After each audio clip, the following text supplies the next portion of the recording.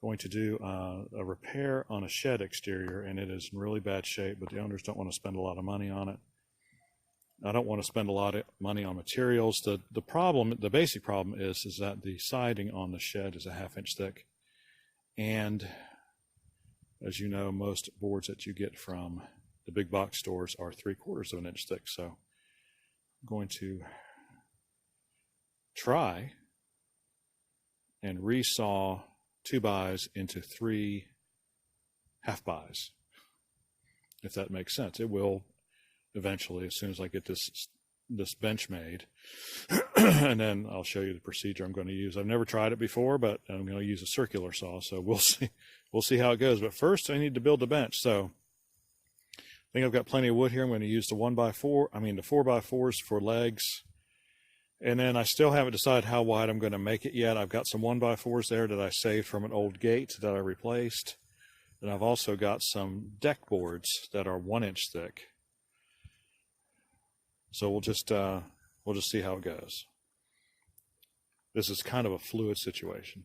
All right, talk to you soon. Okay, there we've got our 4 legs. Now I'm going to cut, or not cut as the case may be. I'm going to check these other pieces of wood here, because these are ones that are going to be the support. I'm going to turn these up on end, and so if they're all the same length, I'm not going to bother to cut them, because all I really want is a table that is about 8 feet long. So if these are a little bit more, that's okay. All right, all of these 5/4, I'm going to call them 5/4 boards, even though they're technically decking boards. But I'm going to screw them together. See, I've got my mark. I came in about 2 feet from the end, so I'll have about a 2-foot overhang, but I figure when I set up my miter box, it's going to be centered up right over this leg right here, and that will give me 6 feet that way. I generally cut everything with the wood lying to the left. It's just a habit.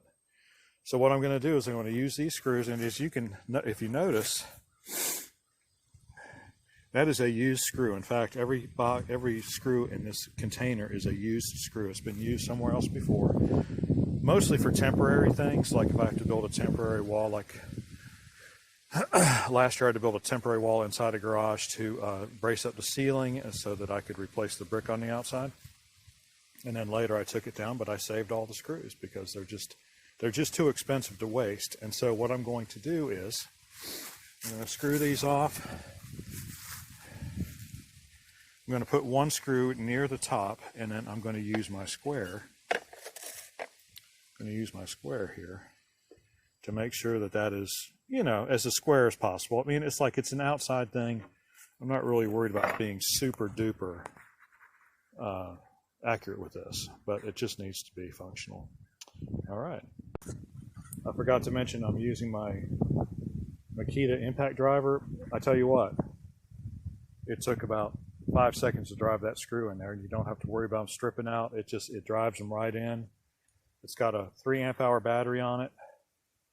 I think I've got some 4 amp hour batteries around here somewhere.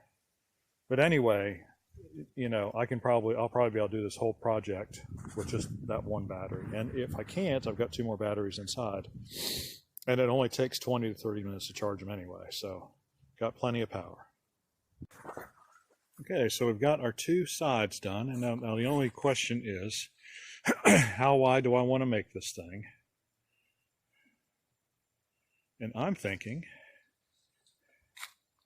that the answer lies in using those 2 4x4s. Like I said, hate to throw anything away, and so I think that's what I'm going to do. I think that's what I'm going to do. I think I'm going to cut those down just a couple inches so that the overall width of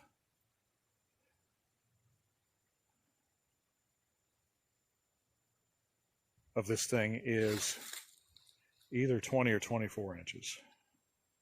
All right. Okay. So here we've got it set up. It's fairly level. It's level enough for what I'm going to do. See, I put 2 little blocks of wood under there. Pounded that one down into the ground about a 1/2 inch, and so now it's pretty stable. So I'm just going to put the slats across, and then I'll have my workbench. All right. All right, we're all done. It's turned into a nice day out, but here we go. Got everything put together. I left these slots because what I'm going to be doing is resawing some wood. I want some space to run a clamp up through the bottom of that so I can clamp the pieces of wood together so they don't go all over the place while I'm trying to saw them. But that will be demonstrated in due time. All right, hope you enjoyed the video. I'm going to get on to resawing some wood here in a little bit, and I'll do another video on that. But just want to show you how easy it was just to build a simple work table. I can put the miter saw like right in this area if I want to do miter cuts, or I can just leave it like this. I can put my planer on it, which I'm going to do later, and run wood through the planer. Got plenty of room to work. It's nice and flat. All right, got any questions or comments, leave in the section below. If you need any work done, 919-482-6763. That's 919-482-6763. We'll see you on the next video.